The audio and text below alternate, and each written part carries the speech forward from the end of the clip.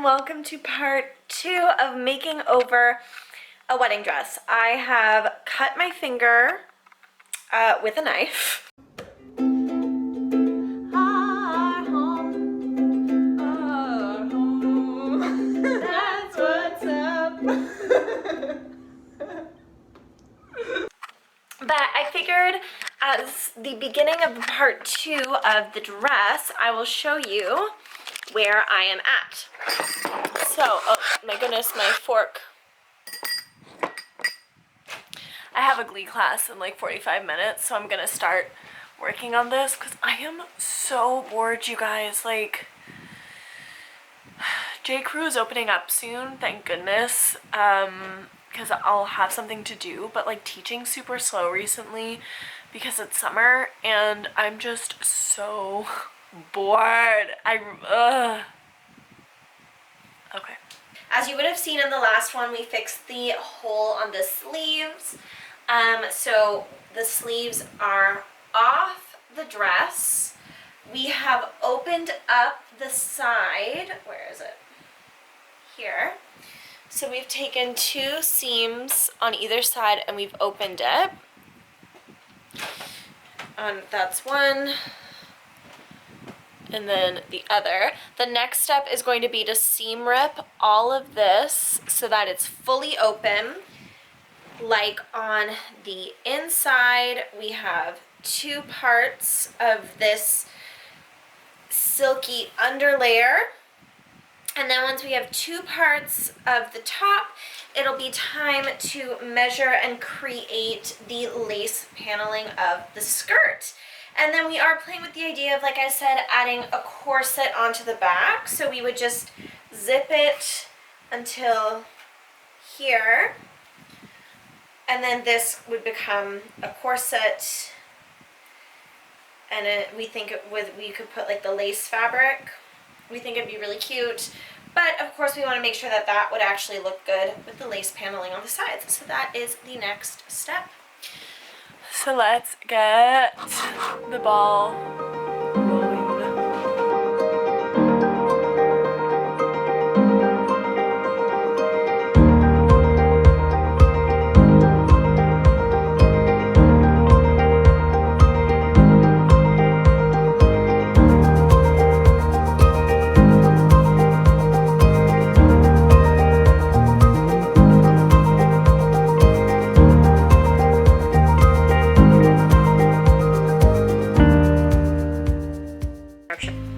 I don't know how to do this in a way that you're actually going to be able to see what I'm doing. So I'll just check in once I've done a little bit.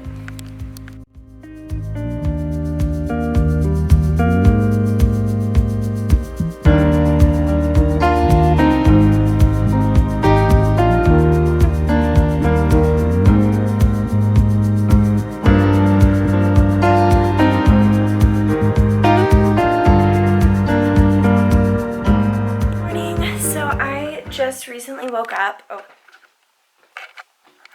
and I'm actually about to go sit outside a little bit before I tidy up my house because it needs dishes doing, it needs all that. But I figured I'd do a little bit of a dress update since I am in a bikini and this dress is kind of in a very inappropriate state right now.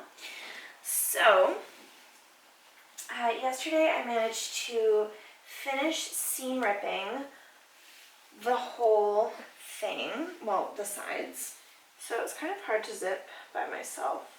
So here is where we are at. So as you can see here on the sides, we have these open bits here that I'm going to add some lace to, because if I pull it tight, it fits here, but the sleeves, because you can see where the sleeve hole was, so that like forced my arm to be forward. So we're going to try and add some fabric here so that my arm has a better range of movement.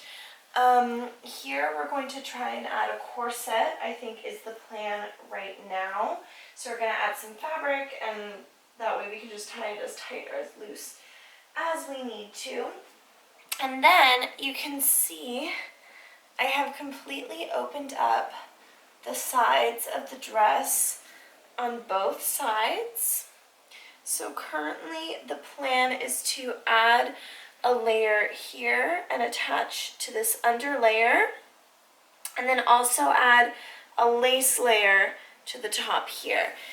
Now I don't want to go too tight on the front because I mean, I haven't eaten yet and it's like pretty smooth. I did buy a pair of Spanx tights to kind of minimize any pooching, but I don't want it to be too loose on the bum. I do want it to form fit the bum nicely. So, and the seams were made that if I make it too loose, I don't know if you can tell, but the seams will look loose. So I do need this to tighten a little bit. So this is how the dress is looking. It's a little terrifying to look at this and be like, oh my gosh, this is what I'm planning on wearing on my wedding day. But I mean, if I manage to pull this off, this will be like the most complicated sewing venture I have ever done, and I'll be so impressed if I pull this off. So that's where I'm at. That's where the dress is at. Okay, so here's the first strip of fabric. I did it about 5 inches long. It did curve a little bit. I don't know if you can tell, because I tried to keep it 5 inches, but I'm hoping, like, really I only need 2.5 inches on each side. I'm just cutting 5 inches to be safe. So, and it's definitely long enough. So I'm going to cut another one of these, and then I'm going to pin. I'm going to try pinning and see what happens.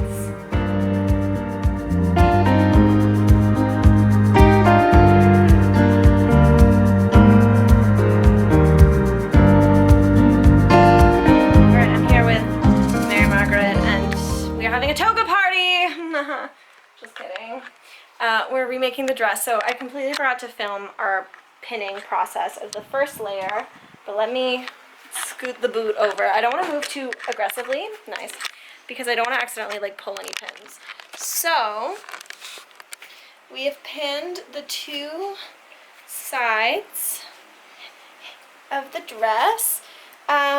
We pinned one side first, and then what we did in pinning the other one, we kind of like measured to make sure it stayed even, and we decided to do a panel that kind of like closes, so it's not going to be like at least this isn't going to be all the way down. I don't know if you can see, so it kind of closes at the bottom, so it is just like a panel versus like a whole.